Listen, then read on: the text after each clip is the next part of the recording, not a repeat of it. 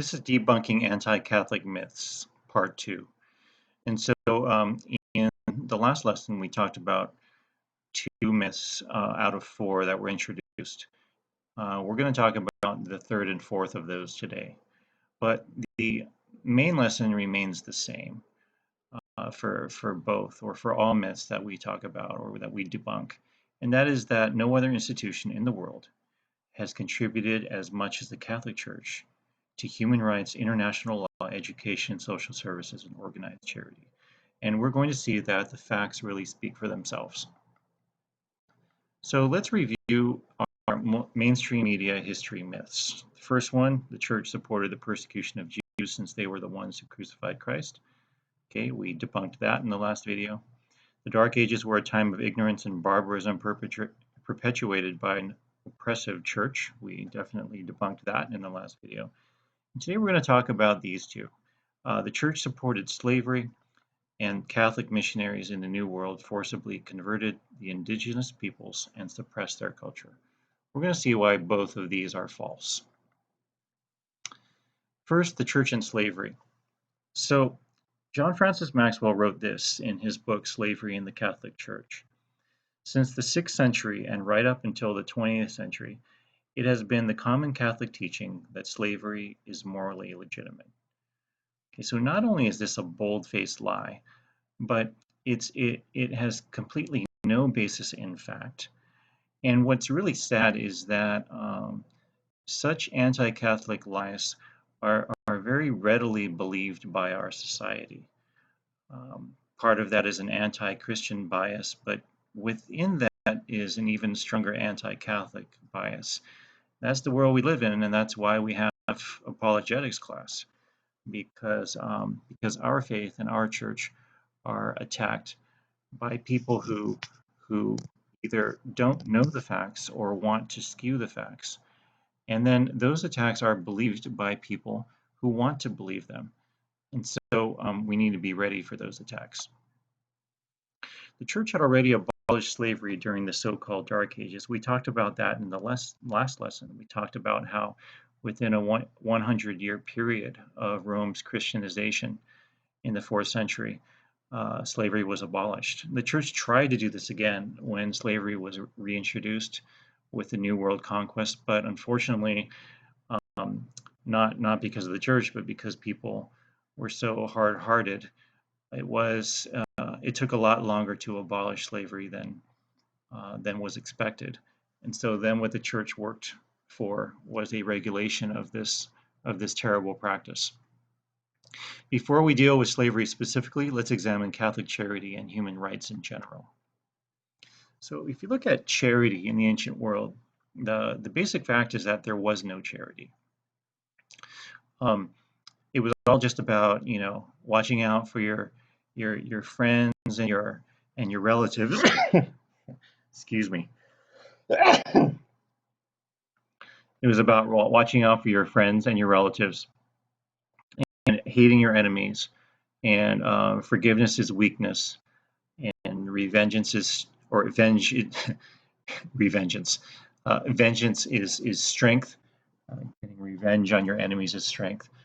This was charity in the ancient world, which means it was the absence of charity.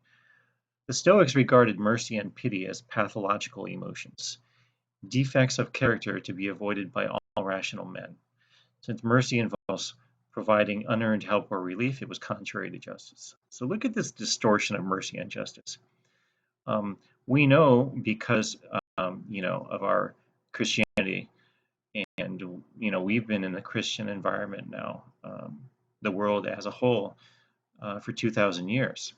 It's not to say the whole world is Christian. I don't mean that, but the world has been civilized by Christian ideals, by Judeo-Christian ideals, if you want to include Judaism, and even for people who are not Jews or Christians, this Judeo-Christian ideal has really formed the standards of justice in this world that we live in. Now look at how he misunderstood, how the Stoics misunderstood justice. Because as we've seen before, I think it was first or second quarter, There's no opposition between mercy and justice. Mercy precedes, includes, and transcends justice. All right? Mercy precedes, includes, and transcends justice, as we've already talked about. But if that's misunderstood, then mercy is simply seen as weakness. And that's how the world was before the advent of Christianity. Seneca in De Clementia wrote, "The sage will console those who weep, but without weeping with them. He will feel no pity. It is only diseased eyes that grow moist in beholding tears in other eyes." It's very harsh sounding, but it's harsh sounding to us because we are used to a Christian society. But in the old days, there was no Christian charity. It was all really just about might makes right. Um, there was some recognition of rights, but very little, and certainly there wasn't this idea of a universal equality. The revolution of Catholic charity is all based on the commandment that Christ gave us at the Last Supper: love one another as I have loved you. And this is a compendium of the gospel right here. This is the driving force of everything we do as Catholics. This is what is behind every doctrine, every law in the church. Everything the church does is motivated um, by love one another as I have loved you, which is the commandment of Christ. The church pioneered the systematic collection of donations for the poor, the establishment of hospitals and orphanages open to all, and the organization of relief efforts in the aftermath of plagues and natural disasters.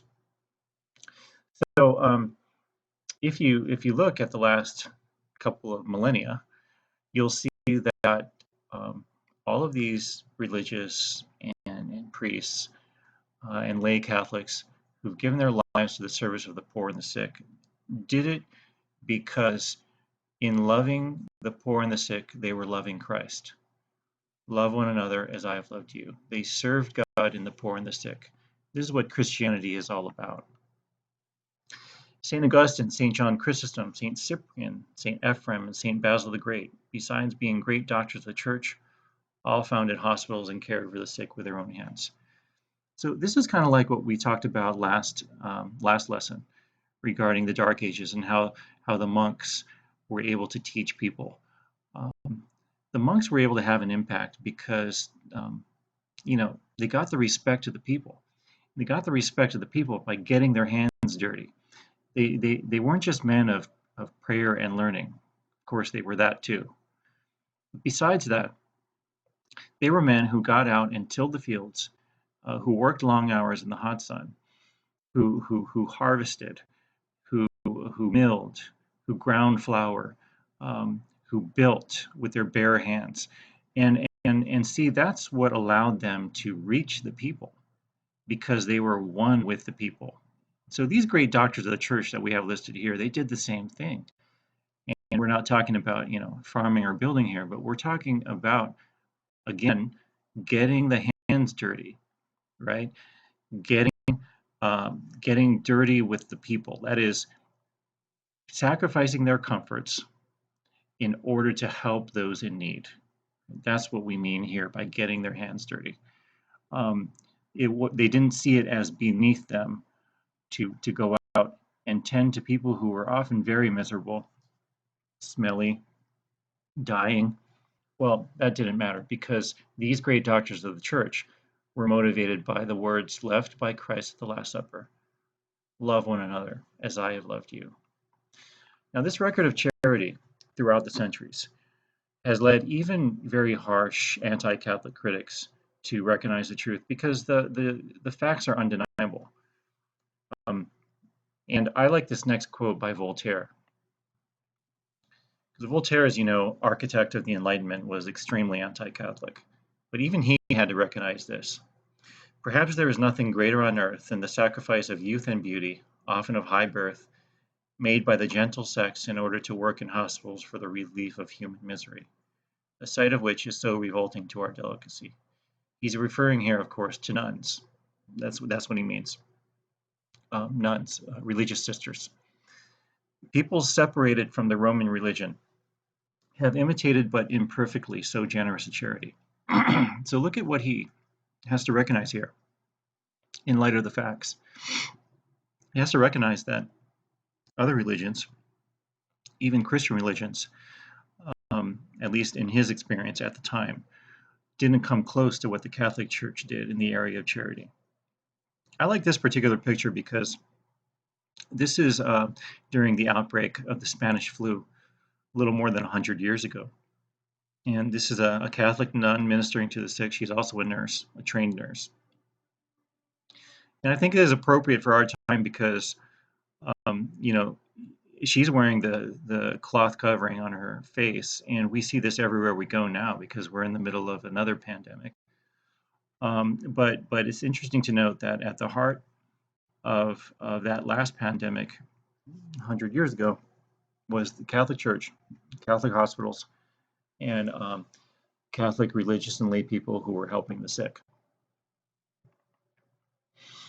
Beginning in the 12th century, Catholic jurists defined the rights of private property, self-defense, education, marriage, and due process as being rooted in man's nature, not in civil law nor religion. As such, they were unalienable. So it was the church who stepped in and really defended human rights and showed what its philosophical basis was. Its philosophical basis wasn't about, you know, what man determines, but it's what is written into our very nature. So the basis for what the church believes, you know, we have to back up and realize that the church has always been against slavery. We saw that, of course, in the last lesson, and we saw how early were the church's efforts to abolish slavery. Did it as soon as it could, really, as soon as Christianity was legal in the Roman Empire. But the one who gave us um, what I think is the best philosophical basis for why slavery is wrong was St. Thomas Aquinas. And he taught that slavery was immoral because it treated human beings as means, not ends. If you think about it, this is really the issue with slavery. We all know that it's wrong to use people because people are ends in themselves. You know, to use a person just to get something else done is revolting. We all know that's wrong. Um, and so what Aquinas did here is he showed that that's what slavery is. Slavery is using people. Slavery is treating people as a tool. So if you look at this picture here, we have some slaves working in the cotton fields. You know, the slave owners looked at these tools that are in their hands and at the slaves themselves. All this is the same thing. They were his property, they were his tools, and this is just the wrong way to see a person. Okay, so Aquinas, and it's interesting to note that Aquinas wrote this at a time when slavery was not a prevalent institution in society. It definitely was in the ancient world, got abolished in the 4th century, but didn't reemerge until much later with the exploration of the New World and colonization. So Aquinas was quite a bit ahead of his time when he wrote this. Pope Innocent IV in the mid-13th century was the first of many popes to uphold this doctrine. As we're going to see, the popes have been some of the most vocal opponents of slavery throughout the years. The defenders of indigenous peoples, that's what I like to call the popes. After the Spanish conquest of Mexico, many native populations were reduced to slavery. And this, unfortunately, happened in all of the countries, really, that were colonized. Is in general, uh, the governors and the military leaders didn't have much respect for the locals. The ones who defended the locals were the Catholic churchmen. Okay, so it's completely unfair to say that the church supported injustices that were done to the indigenous peoples. That's completely unfair because it was the church who tried to step in and help these people And then you might say, well, what about these countries, England, France, and Spain, even Holland, who went out and colonized the New World? Um, they were Catholics.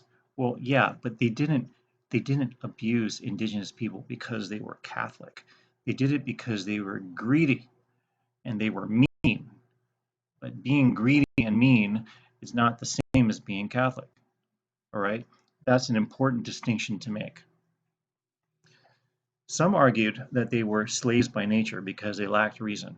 So basically, people thought, um, incorrectly, of course, that the indigenous were somehow less than human. Who defended their rights? It was the popes. The popes defended their rights. Innocent IV, Eugene IV, Pius II, Sixtus IV, Paul III, Urban VIII, all of them wrote very clear bulls, B-U-L-L. They wrote very clear bulls, asking for the abolition of slavery and the regulation of slavery. Often their words were ignored, but the point is that they tried their best, and the church as a whole tried its best. This is what Pope Paul III wrote. Satan, the enemy of the human race, who always opposes all good men so that the race may perish, has set up a way unheard of before now, by which he might impede the saving word of God from being preached to the nations. He has stirred up some of his allies who, desiring to satisfy their own avarice, are presuming to assert far and wide that the Indians of the West and the South, who have come to our notice in these times, be reduced to our service like brute animals, under the pretext that they are lacking in Catholic faith. And they reduce them to slavery, treating them with afflictions they would scarcely use with brute animals. Therefore we, noting that the Indians themselves indeed are true men, by our apostolic authority decree and declare by these present letters that the same Indians and all other peoples, even though they be outside the faith, should not be deprived of their liberty or their possessions, and are not to be reduced to slavery, and that whatever happens to the contrary is to be considered null and void. Bam! Right? He didn't pull any punches there. He didn't mince words. He said it like it was. And that is that the Indians are people too. Well, of course they're people too, right? We have no doubt about that. It's common sense to us now. But back then it wasn't common sense, and the church had to step in and knock some common sense into the people. That these indigenous that you are, displacing, these are people too, and you better give them rights. Now, Pope Paul III also issued a bull imposing excommunication on anyone who may in any way presume to reduce said Indians to slavery or spoil their goods. It's a pretty firm penalty. And, sadly, this also means, because we have to just admit that many of the governors and military leaders did not accept what the popes were teaching, and as a result, they brought excommunication upon themselves. Paul III and other popes were ignored, so church leaders in each country pushed for humane legislation to regulate slavery. So we have to look at this. This kind of goes back a little bit to Kabluna. We were talking about Kabluna. We were talking about Debunking, who was the missionary. Well, he was the explorer, but the explorer talked to the local missionary and said, "Hey, why don't you just abolish all of these things the Eskimos are doing? Some of the things that they were doing that seemed immoral to him." And the missionary said, "Well, you got to face facts. In other words, you couldn't change too much because you would have risked losing them completely." This is a slightly different situation. Slavery should have been abolished, and there's no way to condone it.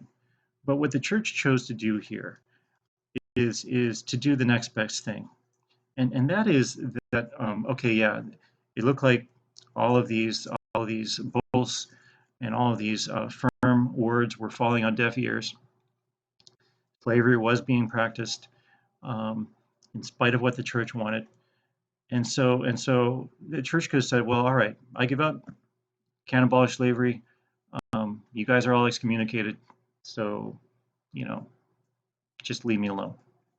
Go to hell. No, that's not what the church said. What the church did is, since it couldn't abolish slavery, it worked at least to govern its regulation, and it worked tirelessly to do this. In France, the Code Noir required owners to baptize and catechize slaves, allow them to marry, not sell family members separately, let them rest on Sundays and holidays, and provide minimums of food, clothing, and medical care. So yes, they're still slaves, and slavery is terrible. But what we have here is we have local church leaders who are trying to make the lives of slaves much more tolerable. And they were able to do it. They were able to make it illegal to mistreat slaves. Were slaves still sometimes mistreated? Of course, but at least it was made illegal to do so, and it was much less commonplace to do so in France, at least, and in French colonies. In Spain, the Código Negro required all of the above and also allowed some ownership of property and the purchase of freedom. So slaves in Spanish colonies were even a little bit better off. Again, I'm not saying they had it good. They had terrible lives, but at least because of churchmen who worked for the rights of slaves, things were better for them. Protestant England and Holland had no such protections for their slaves. As a result, slaves generally suffered worse conditions in English and Dutch colonies.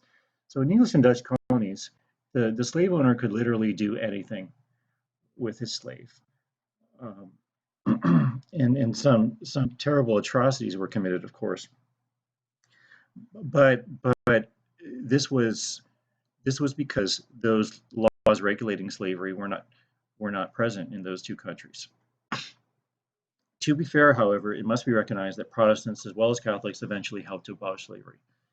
So when slavery eventually was abolished, and it happened at different times in different countries, as you know from history, it was Christians of all kinds who worked for that abolition, not only Catholics but also Protestants.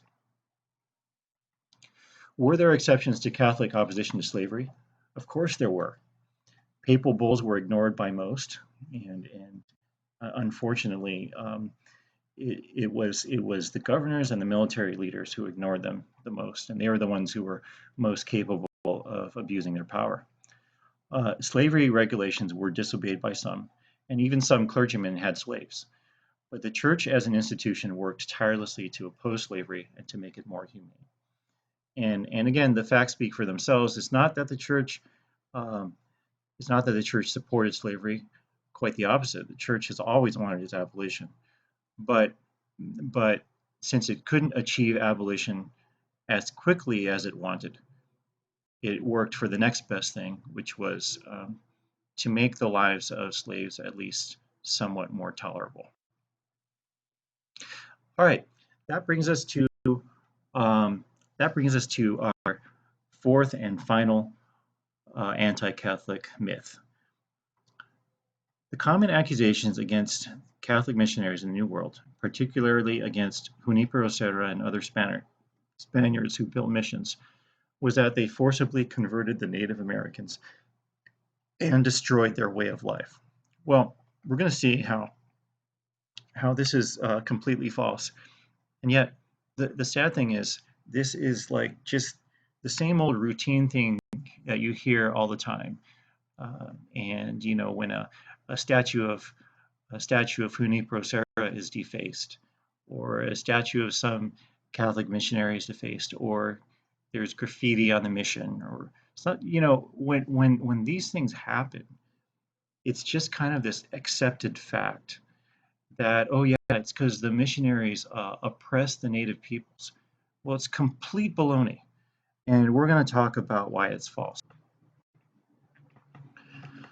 Let's talk first about Saint Junípero Serra. He was canonized by Pope Francis in 2015 amid great controversy. So what was the controversy? Well, controversy was that how can how can the Pope canonize this oppressor of indigenous peoples? And doesn't the Pope know that the missions uh, destroyed the native population and blah, blah, blah? Okay. Well, I think that this next video by Father Robert Barron does a really good job of explaining it. And this was, or he recorded this right around the time of the controversy because a lot of Catholics were wondering, should this canonization take place? And even some of my friends, I remember, said, "Oh, this is a sad day for the church." Canonizing an Indian killer, just complete lies. All right, but watch what Father Barron says. Take notes on it because I think it's I call him Father because he was Father. He's Bishop now, same person. Take notes on it because I think it's a pretty good balanced view. It defends his canonization, but it tries to get both sides of the story.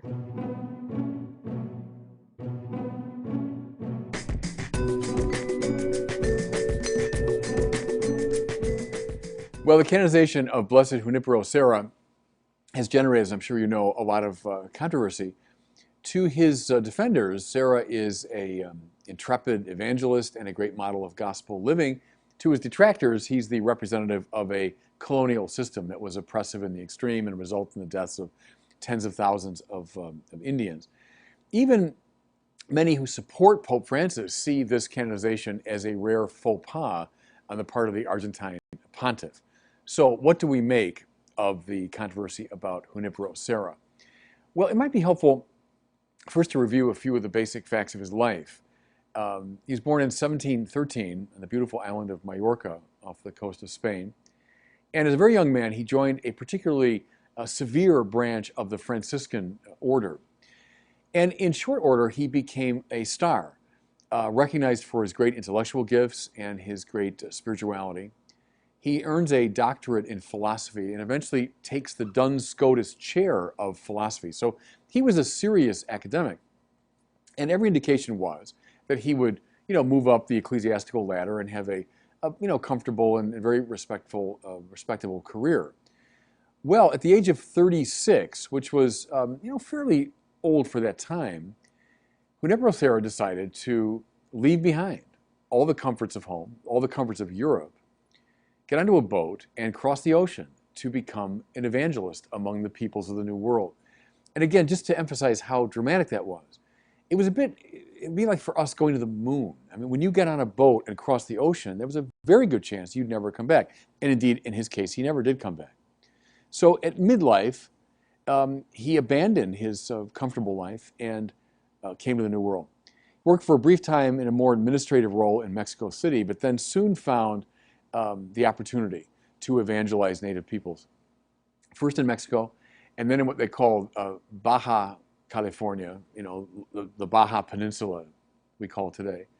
And then when he was about 50, so quite an old man for the time, he accepted the invitation to evangelize in what was called Alta California, so our present-day state of California. And as we know, with a group of Franciscan colleagues, he established a series of missions, all the way from San Diego in the south to San Francisco in the north.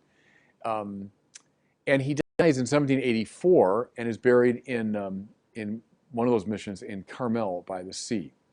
So there's the basic outline of his life. The controversy really centers around how you assess, morally speaking, the mission project that he undertook. There's no question that Serra was supported by the Spanish government and the Spanish military who were protecting him. In fact, one of the concerns at the time was the incursion of Russian settlers from the north, and Spain wanted to make sure they held on to this territory. So as he established missions, he also was accompanied by the military. But there's no question that in Serra's mind, his primary purpose was to evangelize. What set his heart on fire was to bring the gospel of Jesus Christ to people who had never heard it. And there's all kinds of evidence for that in his writings and diaries and so on. That's what was grabbing his imagination. It's also true that the missions became centers of farming, of animal husbandry, of a lot of basic training for nomadic peoples. So think of the Indians in that region were largely wandering tribes. And the missions gave them a stability and gave them education in these basic techniques of civilization, which enabled them to become much more established. So evangelization, farming, training in the techniques of civilization, I mean, all that went on in the missions. Um, for the detractors of Sarah, the missions were places of essentially slave labor, where people were compelled to be baptized. But there's a clear consensus among the responsible historians that both those charges are false.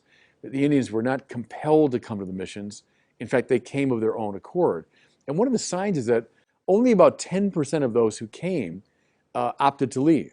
So it's a sign that they were finding something life-giving in these missions. Now, to be fair to the critics, when Indians left the missions, they were indeed hunted down by the military. When they were brought back, they were subjected, in most cases, to corporal punishment.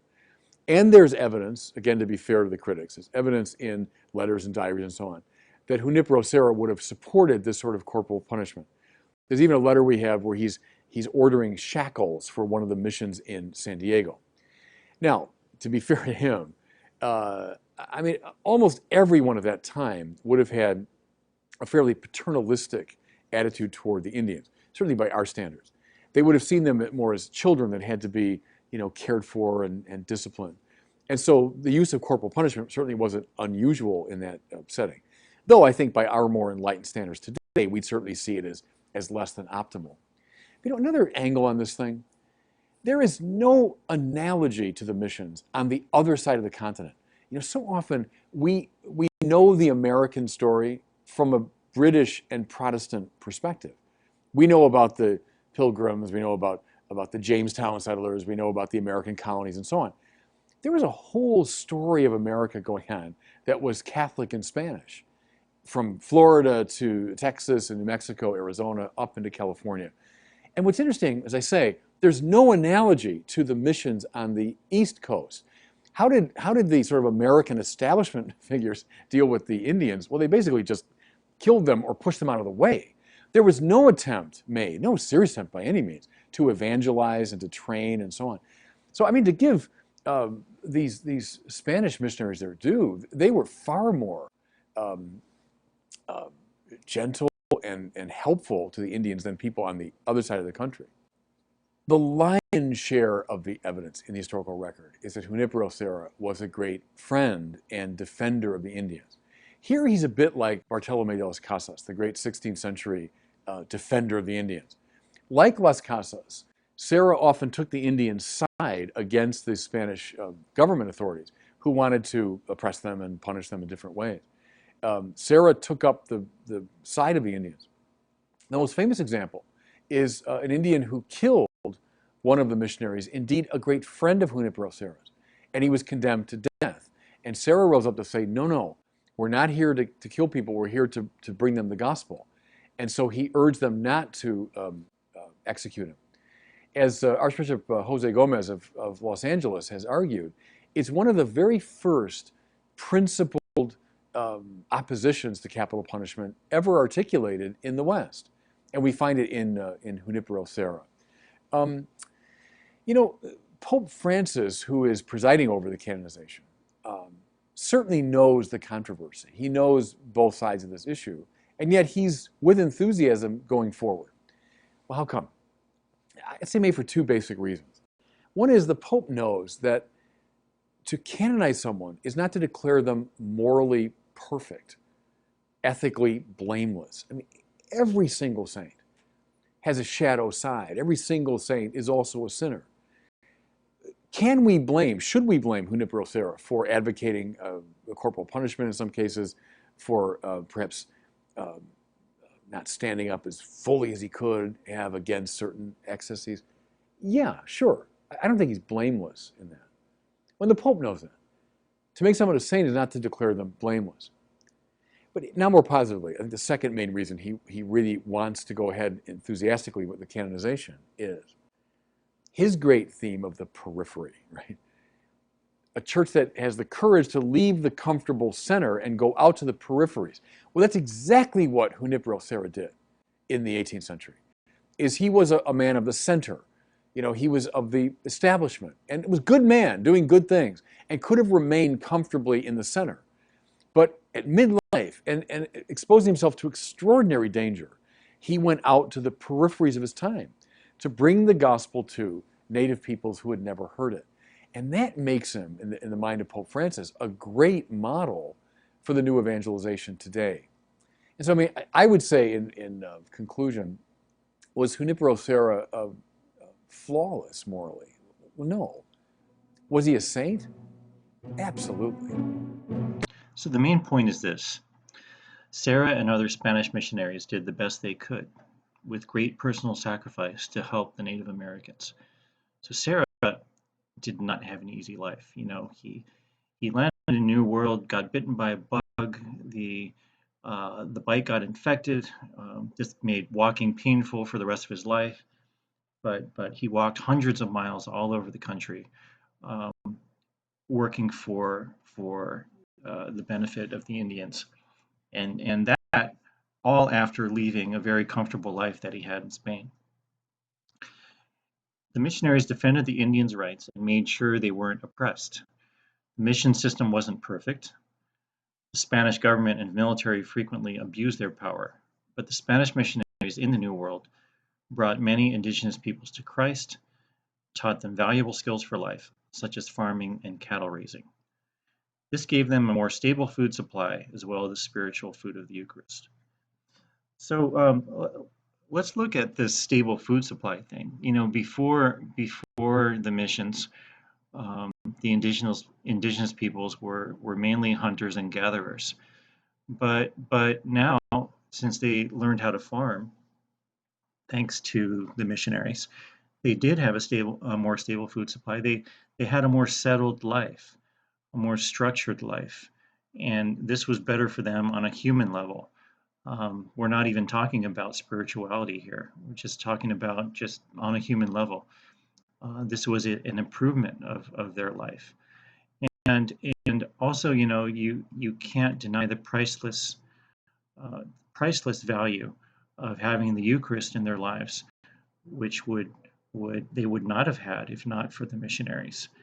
So these are the facts. You know, not a perfect system. No one says that it was.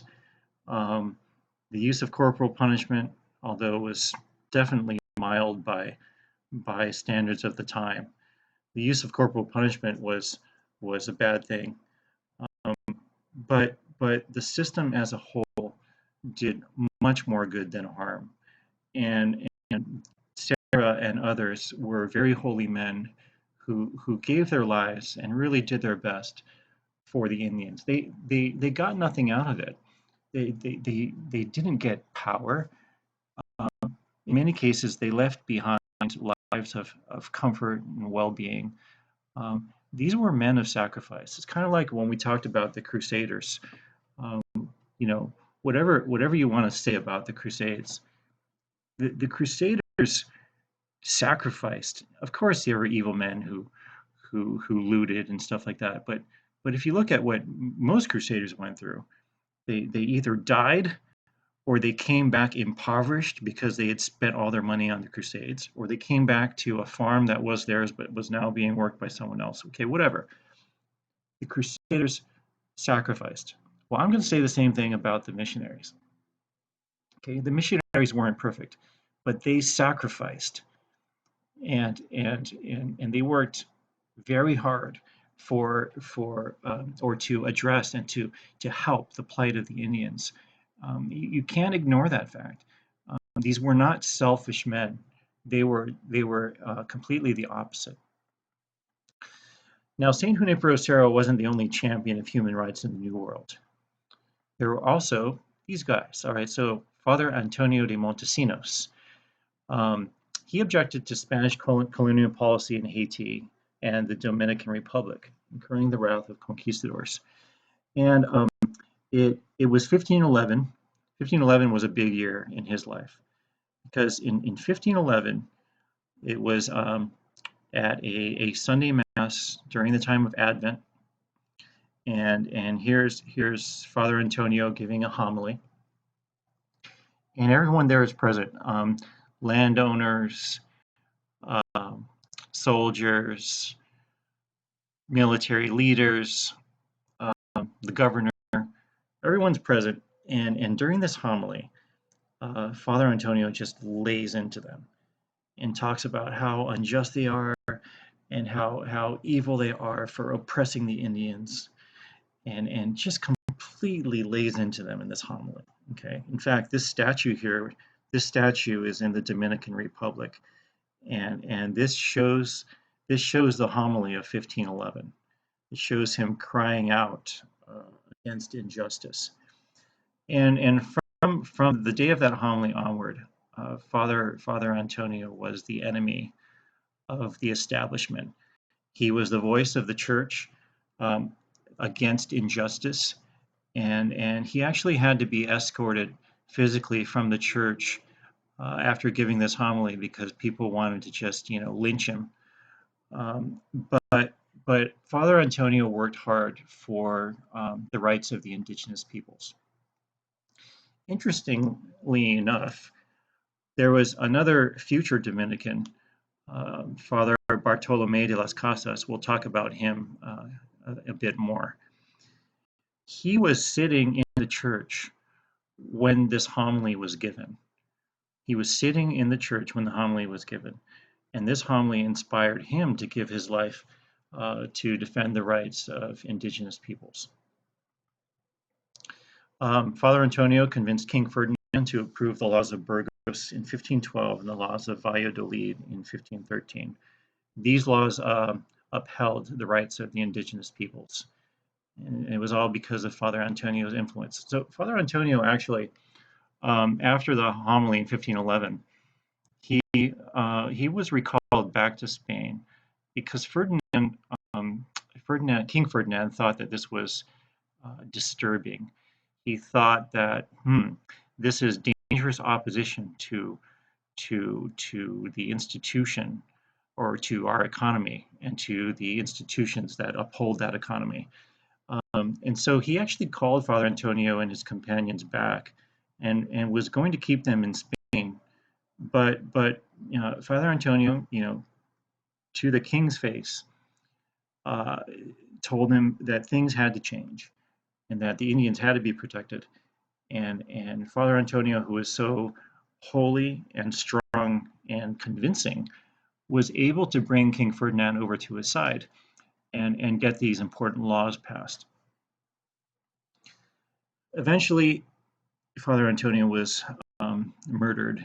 He died a martyr, and the way this happened is because the king who followed Ferdinand, who was Carlos Quinto or Charles V. Charles V appointed Father Antonio to be protector of the Indians in Venezuela, and he unfortunately was fortunately in one way because he continued to be an outspoken critic of abuses against the Indians, but unfortunately in the sense that um, people were still stubborn and hard-hearted, and and his opposition got him enemies, and one of those enemies murdered him in 1540. So as I said before with Saint Junipero Serra and others, these were heroes. These were men who gave up everything to fight for those who were less fortunate. Here are the theologians of human rights. They're both Dominicans. Father Francisco de Vitoria, and he's considered the father of international law, and Father Bartolome de las Casas, who's been given the title Defensor de los Indios, or Defender of the Indians. And these brilliant Dominicans were able to use their intellectual formation and their academic background their holiness, their force of character, to bring about real change for the Indians and real legal protections for them. Francisco de Vitoria said this: "The American Indians are not irrational, but they have the use of reason in their own way. This is clear because they have a certain order in their affairs, ordered cities, separate marriages, magistrates, rulers, laws. Also, they do not err in things that are evident to others, which is evidence of the use of reason. God and nature do not fail for a great part of a species in what is necessary." So Francisco de Vitoria, his basis for defense of the Indians was that they're people. You know, they are rational people, which Pope Paul III had already said, but clearly needed to be repeated because the the um, the colonizers could not get it into their thick skulls that these Indians were every bit as much or every bit as human as they were, and every bit as rational. Bartolome de las Casas said, "In his goodness and mercy, God considered it right to choose me as his minister, though unworthy, to plead for all those peoples of the Indies, possessors of those kingdoms and lands, against wrongs and injuries never before heard of or seen, received from our Spaniards, and to restore them to the primitive liberty of which they were unjustly deprived. And I've labored in the court of the kings of Castile, going and coming many times from the Indies to Castile, and from Castile to the Indies, for about 50 years." So like Father Antonio de Montesinos, who inspired him, Father Bartolome de las Casas worked tirelessly for the benefit of the Indians. And this is true of the church as a whole. All right. You need to separate the behavior and abuses of the Spanish and French and Portuguese governments and militaries. You've got to separate that from what the church did, because the church did just the opposite. The church worked hard to defend these peoples, and it wasn't like the church was just kind of this instrument of the state. The church was often the adversary of the state in how they saw the indigenous peoples. All right, we're going to finish this unit with an article. So just a couple of quick practical things. The test that's coming up will be on the Inquisitions, and it will also be on parts 1 and 2 of Debunking Anti-Catholic Myths. This article is something that I don't expect you to turn in a summary for, but you do need to take notes on it. Some of the things in the article, not the nitpicking details, but some of the major things in the article, you could be tested on, and I will have some review questions on that stuff. I'm going to post the review questions on Monday, but definitely read and take notes on this article. It's a very well written article. It contains the major facts about this theme. It's something that you probably want to hold on to for the rest of your life as a resource. It was written in 1992, which was the 500th anniversary of Columbus' arrival in the New World. And it's not necessarily, this article is not necessarily a defense of Columbus, although that could be another subject.